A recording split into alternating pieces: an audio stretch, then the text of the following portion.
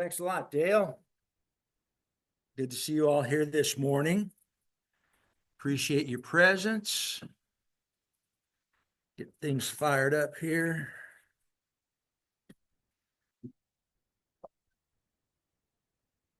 What I want to talk to you about this morning really has to do with more than just the specific topic that I'm going to choose. Really kind of using this topic, well, first of all, just to be of benefit to you. We're going to talk about a successful marriage and successful marriage relationships. But beyond that, it also is tied into the idea of, what's the benefit of the gospel? We gather together, we sing these songs, we pray, we partake of the Lord's Supper. What's the benefit of that? What's the blessing of that? And that's also one of the ideas that I want to communicate to you, because I think this is very important as we try to talk to others about, why am I a Christian? Why do I go to church? Why do I believe in Jesus? All of those things can be answered, I think, very powerfully by the ability for us to communicate to others. Well, it's because of the tremendous blessing, the goodness that I experience in my life because I am a Christian. And so that, I think, is also important for us to understand. So as Christians, then, what I think happens as we grow in our faith, we grow in our knowledge and our understanding of what exactly it was that Jesus was trying to communicate to us in the gospel, we begin to understand that it is indeed good news. I mean, that's literally what the word gospel means. It means good news. And we learn so many things about the goodness of that news and why it's good news and how it brings benefit to us. And it's almost like learning secrets that the rest of the world doesn't understand. And one of those secrets is the tremendous benefit, the happiness that we gain by learning through Christ that life is about relationships. The world in general kind of gets this, but it doesn't really understand how to establish and maintain good relationships, rewarding relationships, long-term relationships, secure and fulfilling relationships. You just look at the divorce rate, and we're going to be talking about successful marriages, and the divorce rate is very, very high. It's about 50% of all marriages end in divorce. So the fact that people are getting married and still getting married indicates that there is a general understanding that relationships are important. We desire that, we want that, but the question is, how do we get it? How do we get these good, rewarding, long-term relationships? And so that's what we're going to talk about. So often in the world, those relationships fall apart, and people generally kind of default back to, well, I guess this life's about money, so I'll just focus on making a lot of money. Or maybe this life is about gaining power, so I want to get promoted in my job and be a powerful person, be an important person. Or others say, no, it's none of that. It's just fun. Life is about having fun. Okay, well, the problem with that is not that those things are inherently wrong, but those things don't ultimately bring us fulfillment. They don't bring us lasting satisfaction. They always fall pitifully short. So that's what this lesson illustrates. Now, yes, we're going to focus on marriage and how we can maximize our marriage relationship. But what we're going to talk about are fundamental principles that Jesus taught that will apply to any relationship. To your friends, to your coworkers, to the kids at school, that this is what Jesus teaches us.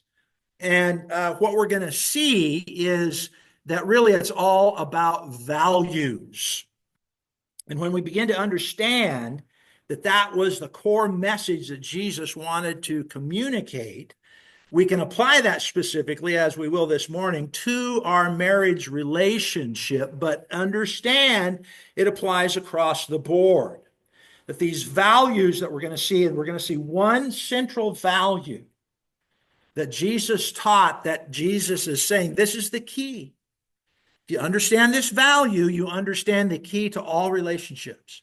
You understand that relationships is the key to life.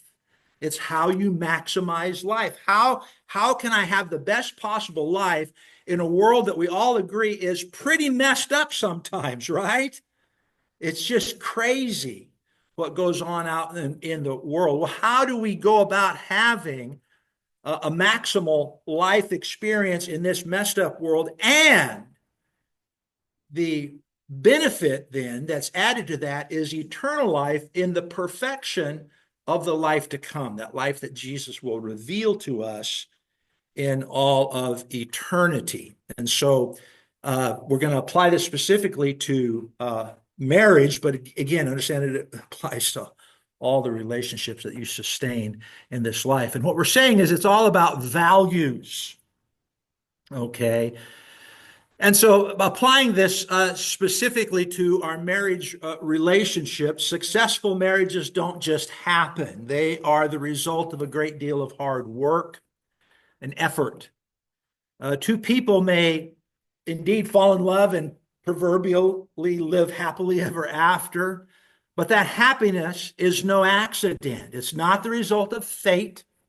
It's not the result of luck, of just being able to find your soulmate and you just lucked out and found the right person. Somebody had to put a lot of effort into creating the circumstances that will allow for a successful marriage relationship. It may be the result of experience.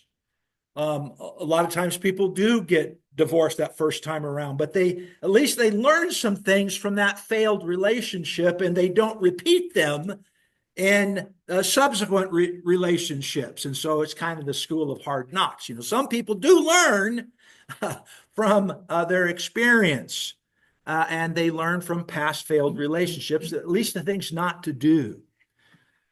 It may be the result of some really good parenting. Maybe you were fortunate enough to grow up in a good family, a strong family, and you had good role models in your mother and father that taught you the key principles of how to have good relationships. The point is, it doesn't just happen.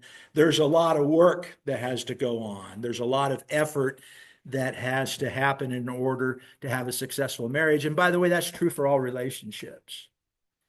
You don't just luck into it. You have to know what are the things that I need to do in order to have good relationships. Now, conversely, you know what does just happen? Failed relationships. Now, those do just happen, okay? They are the result of an unwillingness to put in the work and effort for success. Failure comes because so many today believe that success in marriage is dependent upon luck. Well, it's just that, again, as I said, the happy accident of finding your soulmate out of the millions and millions of choices that are out there in the big world. Failure comes because too many don't learn the lessons of past mistakes. They just keep repeating them. You've heard that definition of insanity. You keep on doing the same thing, expecting a different outcome. Okay. And that's the way some people go about living their life. Too many parents are woefully ill-equipped to pass on to their children the principles for establishing and maintaining successful relationships because they themselves, as husband and wife, as mothers and fathers, don't know them. Or they simply have chosen not to practice those things. And all of this is compounded by the fact that successful marriages take the cooperation of two people. Failure, on the other hand, only takes one. Okay, failed relationships can occur simply because one party in the relationship chooses not to pursue the values that will ensure success. And so this is something I think that is very important for us to understand. There's all kinds of questions that are going to be dealt with in marriage relationships. Who gets to spend the money? You've never had a conversation about that, have you? Okay. Or how about how much money is enough? There's just all kinds of questions. How will we determine, how the money is going to be divided and what are important purchases? Honey, these golf clubs are really important. Your dress, however, not so much. Well, how do we go about figuring that out? How do we deal with that? Where are we going to live? Okay. Whose job or career is the most important? We live in a time now, we don't really live in a leave it to Beaver. And even saying leave it to Beaver, some of you are going, what? What's leave it to Beaver? What's that? And that dates me. Okay. But now it's common that most households have two or dual income households where both spouses work. Okay. So this creates the potential for conflict. Whose job is the most important job? How much time should we spend at work? This is always an issue. The one spouse is upset because they think the other spouse is spending too much time at work and not enough time on the relationship, on the family, and this creates all kinds of conflict. Okay. How do we resolve disagreements? That's the point, is that we need to enter into these relationships having some methodology in mind for how we're going to have a way to solve the disagreements, and saying, well, we're just not going to disagree. Well, that's not a very good way to approach the relationship, because you're going to have disagreements. What are the rules that you have for talking about things that you don't agree on? There's all kinds of things. I mean, this past election cycle, you're hearing all kinds of stories of how, the way that the election turned out is causing problems within families because they don't agree. They have political differences, differing views on politics. And so the point to understand in all of this is that how you answer these questions are very fundamental in determining the success or failure of your marriage. And again, you can extend that out to all the relationships, to your friendships, your coworkers, the people you go to school with. You see, you're going to have these disagreements. You're going to have these differing points of view. How do you resolve them? How do you deal with them? And that becomes the issue. And what you need to really understand, and this is where Jesus is going to come in, is that these things that we've been talking about are primarily value judgments. The Bible is not going to say, okay, here's the deal. When you make $100K a year, that's enough money. The Bible doesn't say that. You're not going to find those kinds of answers. You're not going to find an answer who will say, well, listen, here's the person who has the most important job. Here's the way you divide up the money. The Bible doesn't tell you that kind of thing, okay? The Bible does not necessarily provide absolute answers to these kinds of questions. So what does it do? Well, what the Bible does is give you a set of values that you can make value judgments. And with a common set of values, guess what?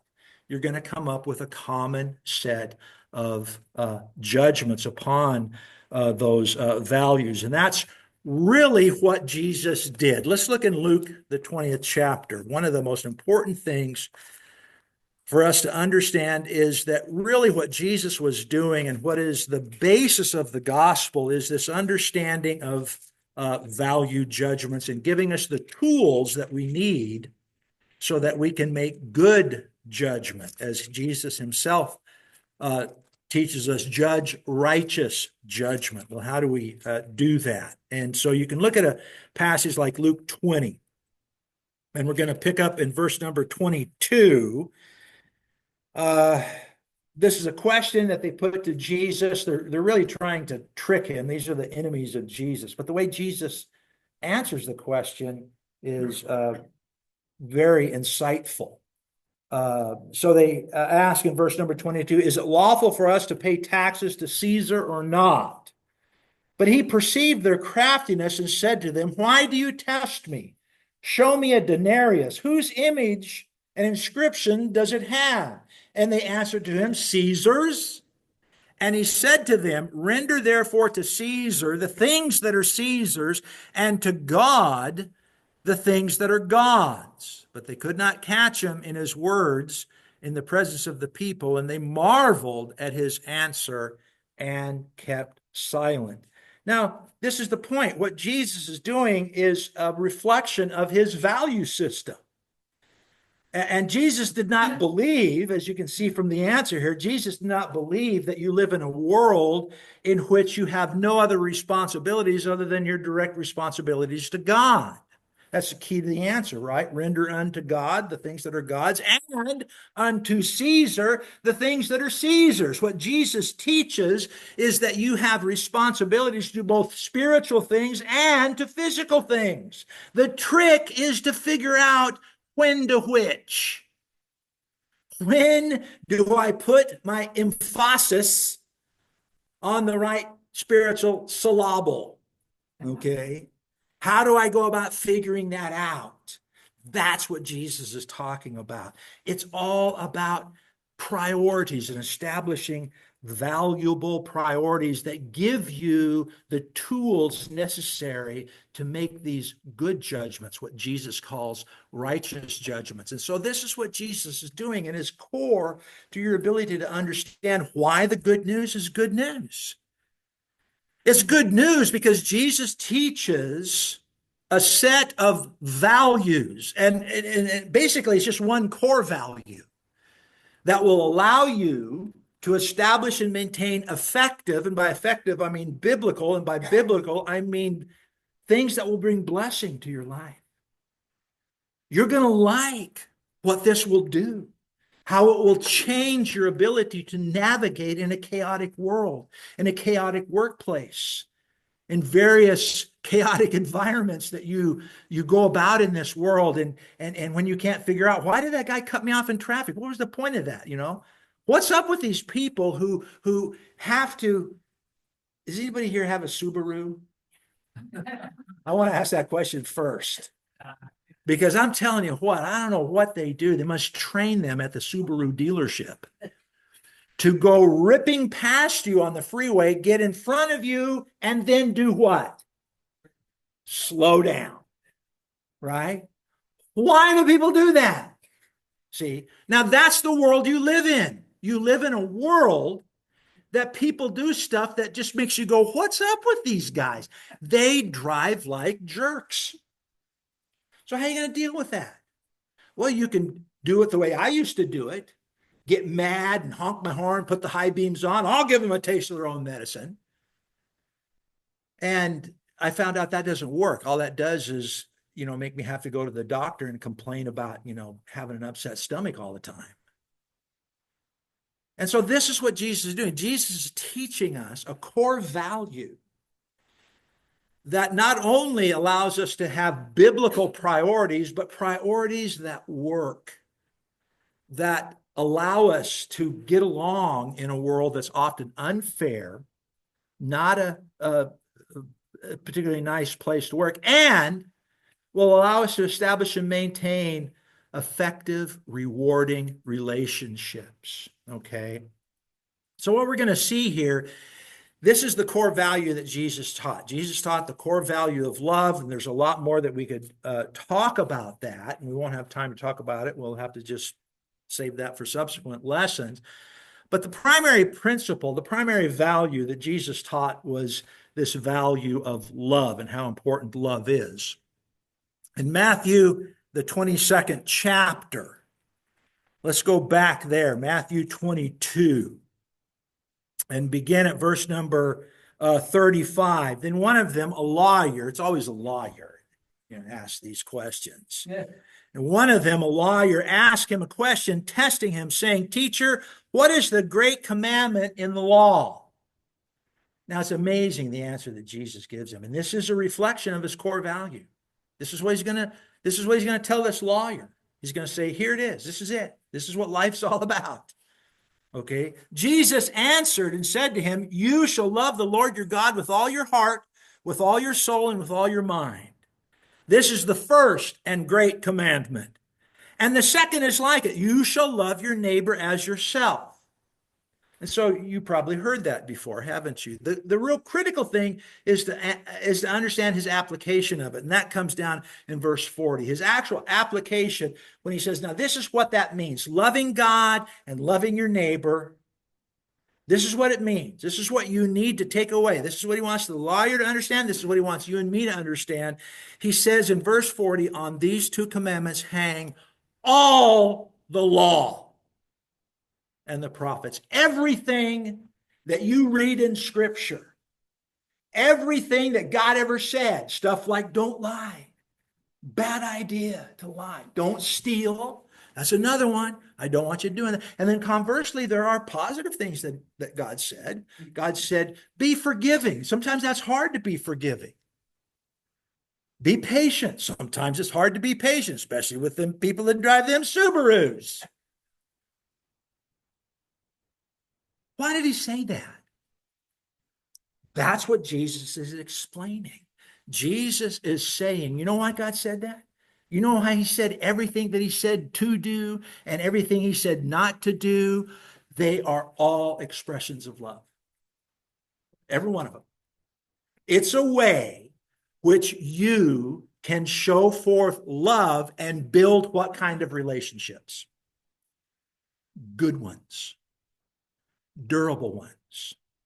Ones that will make you feel important, that will give you validation, that will bring security and happiness and blessing to your life.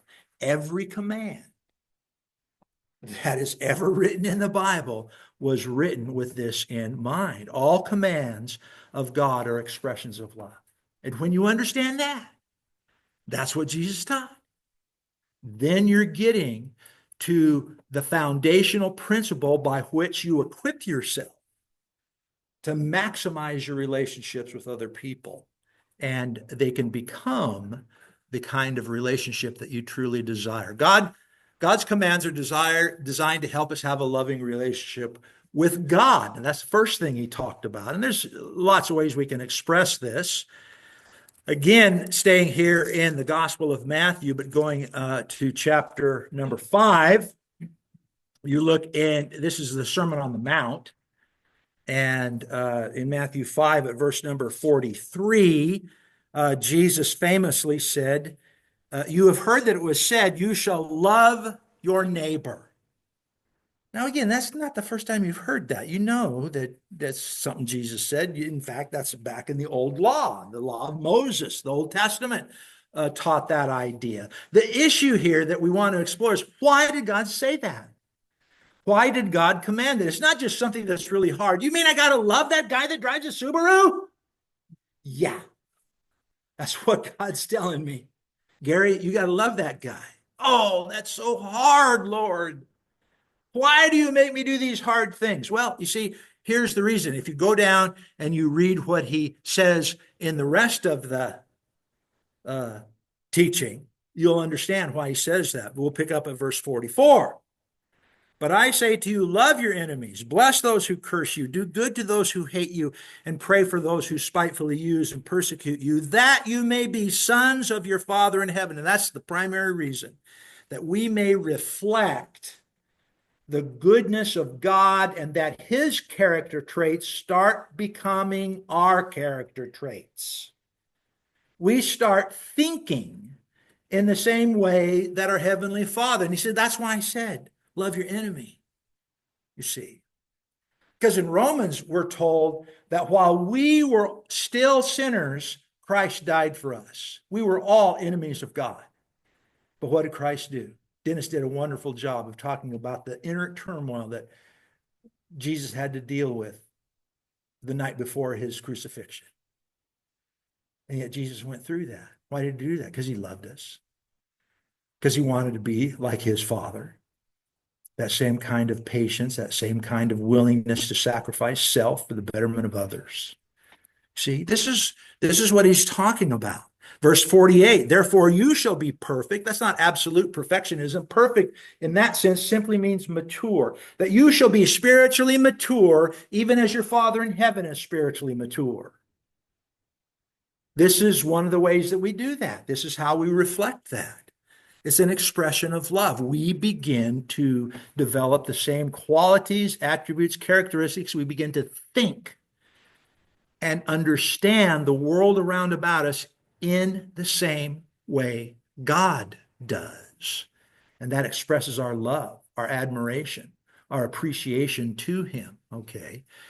Likewise, he also said, not only do you love the Lord your God with all thy heart, with all thy soul, and with all thy might, but a second is like unto the first, you shall love your neighbor as yourself. So this is another factor that you need to understand about this core value of love. First of all, these expressions of love will help us love God more appropriately. But not only is it important that we love God, it's important that we apply that principle to the people around about us. And there's lots of ways you can see how that works as well. Look over in Ephesians. And this will really, I think, tie it in, because this is how Paul will later apply this principle that we'll first look at here in Ephesians, the 4th chapter, but it will tie it back into marriage, okay, and make that connection to maximizing our relationship within our marriage. In Ephesians, the 4th chapter, let's begin looking there at verse number 17. Ephesians 4, beginning at verse 17, he says, this I say therefore and testify in the Lord, that you should no longer walk as the rest of the Gentiles walk in the futility of their mind, having their understanding darkened. Part of that darkness is that they don't understand the teaching of love. They see love only primarily in emotional terms. Now, love does have a very strong emotional component. But one of the things that we learn, we'll save it for subsequent lessons, is that love, biblically speaking, is more of an action than it is a feeling. It's an action that prompts and becomes the foundation for the feeling that we typically associate with love. That's what the rest of the world typically doesn't understand. Their understanding is darkened. They don't get love. They don't define it the way God defines it. Having their understanding darkened, being alienated from the life of God because of the ignorance that is in them, because of the hardening of their heart, who, being past feeling, have given themselves over to licentiousness, to work all uncleanness with greediness. Now comes the transition. But you have not so learned Christ. Now he's going to talk about the gospel. Here's the good news. Christ didn't teach you that stuff. That stuff that you see going on out in the world, not the result of Christ's teaching. Okay, that's the result of not listening to Christ's teaching. He says, but that's not the way you guys are. You guys, you know what Christ taught. Verse 21, if indeed you have heard him and have been taught by him, as the truth is in Jesus, that you put off concerning your former conduct the old man, which grows corrupt according to the deceitful lust, and be renewed in the spirit of your mind. See, again, that's the qualities of putting on godlike attitudes, godlike thinking. Will we be perfect in that? No. Even after you become a Christian, even after you devote yourself to learning and following Jesus, become a disciple, a follower of Jesus, you'll still make mistakes, but you're making progress. You're beginning to think like God thinks. And that's where the reward lies. If indeed you have heard him and have been taught by him, as the truth is in Jesus, that you put off concerning your former conduct the old man, which grows corrupt according to the deceitful lusts. He's pointing out that, you think that the way you're going to get what you want is by putting yourself first. But that's a deceitful, lustful thing. That's not how you get what you want. That's why Jesus said these crazy upside down sayings. He that shall be first shall be what?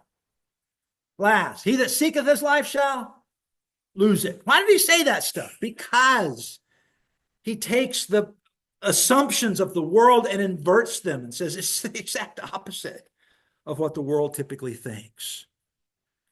That you put off your former conduct, the old man, which grows corrupt according to deceitful lust, and be renewed in the spirit of your mind, and that you put on the new man, which was created according to God in righteousness and true holiness. And here's the plea, the change of behavior. See, that's the core concept. We'll leave this for subsequent lessons when we'll talk about how the biblical concept of love really works. And it's more of an action. And that's what he's talking about. He's talking about changing your behaviors.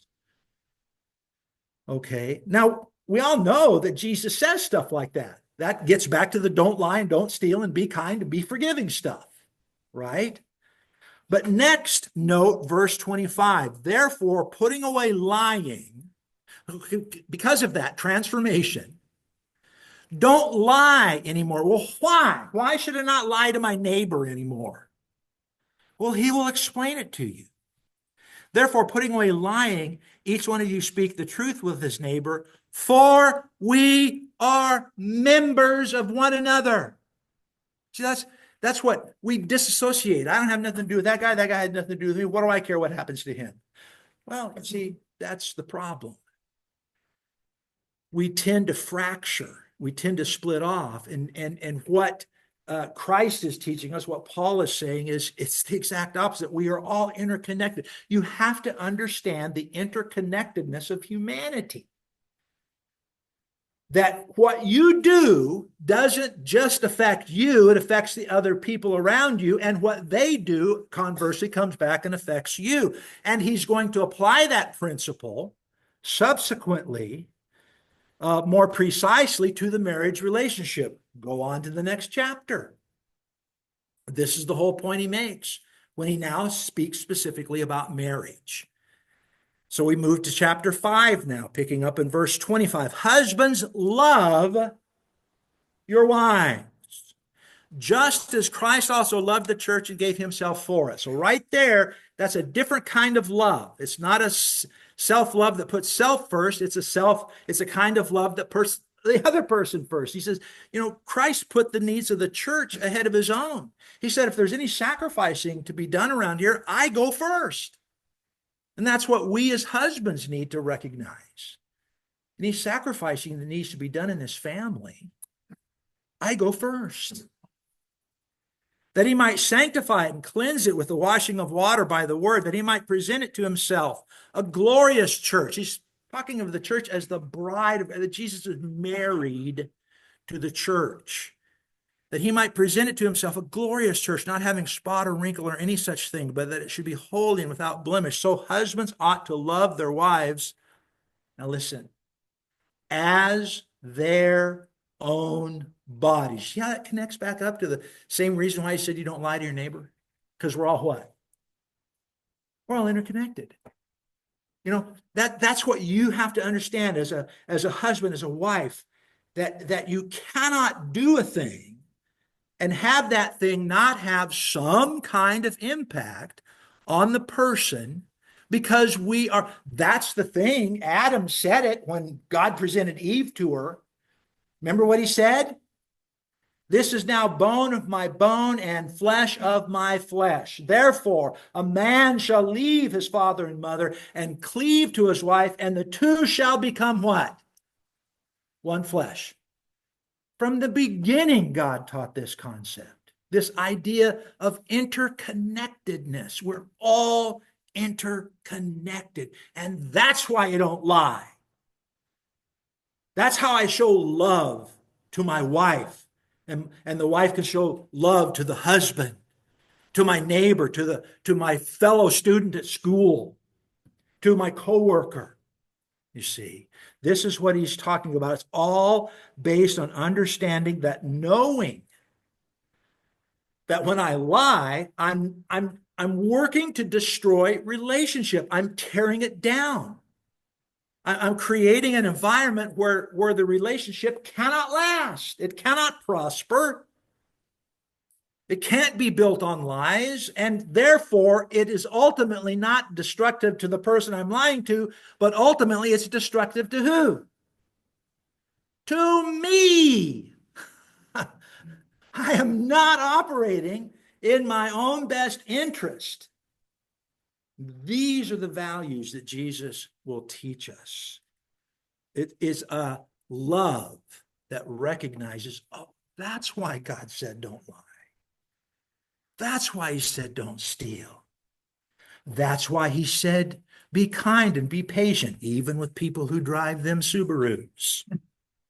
See, all of this is based on teaching us this core value that will maximize relationship.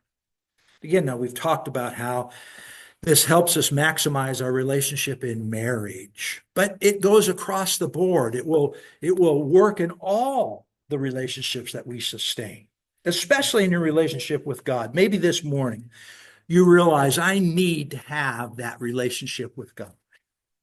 Just like Jesus said, you can come forward, hear, believe, repent, confess, and be baptized, and establish that loving relationship that will endure now and for all of eternity. Maybe you've already made that commitment. You're already a Christian, but you realize that you've fallen short. Maybe in some of the ways we talked about this morning. You haven't shown forth love the way that Jesus taught you to show forth love. And you can see that it's brought sin back into your life. One of the wonderful blessings of being a Christian is you always get do-overs. You can ask God to forgive you of your sin. You can ask for the prayers of the brethren here on your behalf that you might be spiritually strengthened. Any way we can help, we close with this invitation. We can be of any spiritual help or assistance to you. Just come forward, make your wishes known while together we stand and sing the song.